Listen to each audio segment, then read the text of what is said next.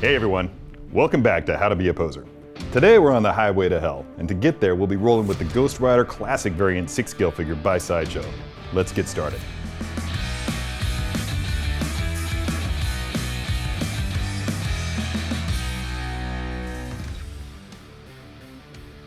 All right, here it is, the Ghost Rider Classic Variant 6-scale figure by Sideshow. Comes with this awesome new blue costume reminiscent of Johnny Blaze's original suit from the original comic book series. He's got a lot of accessories, including his trademark chain in several hands. Can't wait to see what I can do with this guy, so let's get started.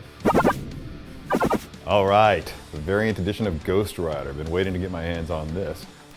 Just checking to see what I'm able to do with this figure right now, just seeing what the range of motion is. You can see that we're going to be able to get some pretty cool action-y poses out of him, and even that he can hold a stance all his own. So great, I've got an idea of what I'm going to be able to do with it. So let me just start moving things around here. Now for the first pose, I want to bring the chain, as opposed to bringing the pain. But let's see. But anything's possible. Oh, speaking of which, yeah.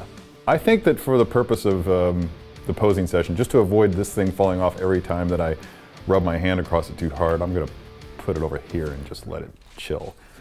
All right, so I'm gonna put both of his chain gripping hands in because I think I wanna just try to see if this works.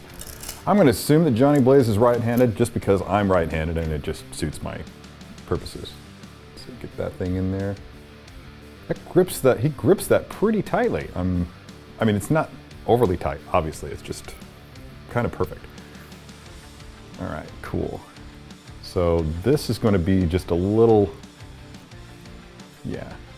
All right, I'm going to twist his torso this way because I think that I want to have him just standing there menacingly, maybe leaning in. Oh yeah, by the way, articulated jaw, yeehaw. I don't want him leaning in too much. I just kind of want him to be just kind of standing there looking menacing. I'm going to experiment with different ways of having him hold the chain. You see what's happening here? It's like he's got this chain whip. He's just like dangling that point, like he's going to throw it with this hand and then do something tricky with the backhand. The nice thing about having a head like Ghost Rider's here is that because he has no pupils, there's no real reference given for which direction he's looking. So he could be side-eyeing you and you wouldn't really know it. So this kind of works for me, and I'll tell you why, because not every pose, not every figure on a shelf can be, or even should be, in a dynamic pose. But you can see that the way that this thing just has a nice vertical presence here.